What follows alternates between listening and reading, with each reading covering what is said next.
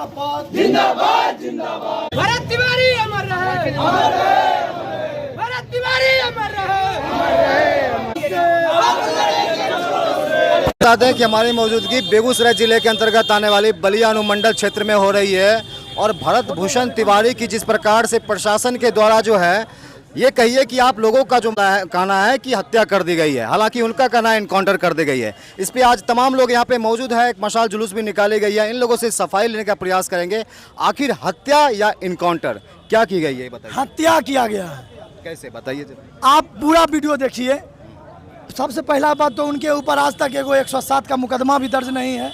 दूसरा, वीडियो में साफ उन्होंने कह रहा है कि आप डीएम को बुलाइए, मेरी मांग को सुनेंगे और हम सरेंडर कर देंगे। प्रशासन कह रही है कि डीएम नहीं आएगा, वो कह रहे डीएम नहीं आएगा तो जिला स्तर का किन्हीं पदाधिकारी को बुलाइए, हमसे वार्ता करना है। और आप जान लीजिए जवनिया गांव का मामला, आरा में जवनिया गांव पड़ता है, 70 से 80 गाँव घर पूरे गंगा में विलीन हो गया और 1.5 साल से ऊपर होने को चला है। उस गांव में जब विलीन हुआ था, बड़े बड़े सेलिब्रिटी मुंबई से बड़े बड़े स्टार आके वहां मदद किए थे। खेसारी लाल, पप्पू यादव, बड़े बड़े नेता वहां आके आर्थिक मदद किए थे, लेकिन अभी तक उन लोगों को कहीं भी अपना स्थायी रूप से कोई जगह नहीं मिला है। इसी चीज़ का बेचारा वो लड़ाई लड़ रहे थे। और जब उन्होंने वहाँ का एसडीओ जो है ज़मीन खरीद विरोध में जो है करोड़ों का गबन किया है, वो कटा में करोड़ों का गबन किया है, इस चीज़ का लड़ाई वो लड़ रहे थे। तो हत्या इसलिए हुआ क्योंकि वहाँ का एसडीओ और डीएम करोड़ों रुपए का गबन कर लिया, भ्रष्टाचारी है और उसी सब का मांग को लेकर ये लगातार लड़ रहे थे।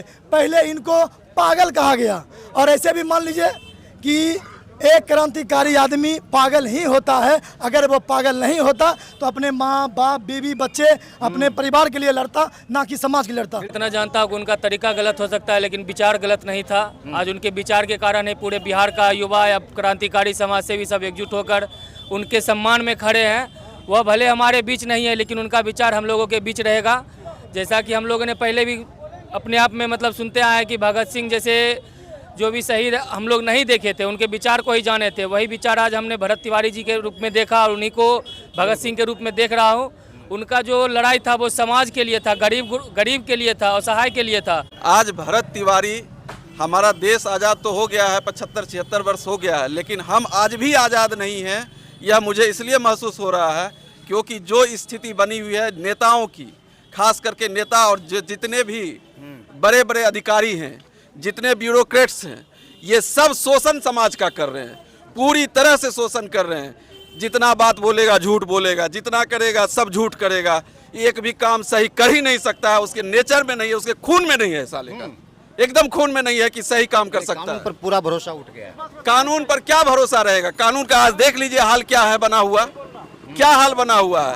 एक भरत तिवारी जो है, अगर सच्चाई का आईना दिखाया कि आप जो जमीन आप गरीब लोगों को दिए हैं गांव में बसने के लिए, वह 8 से 10 फीट गड्ढे में है और बाढ़ से वह विस्थापित परिवार है और फिर बाढ़ में ही उसको डूबने के लिए आपको जमीन दे रहे हैं। हमारे माथे पे ये कलंक लग चुका है, जिसे मिटाने के लिए उस दोषी जितने भी पदाधिकारी हैं उन्हें हत्या का आरोप उन पे लगेगा।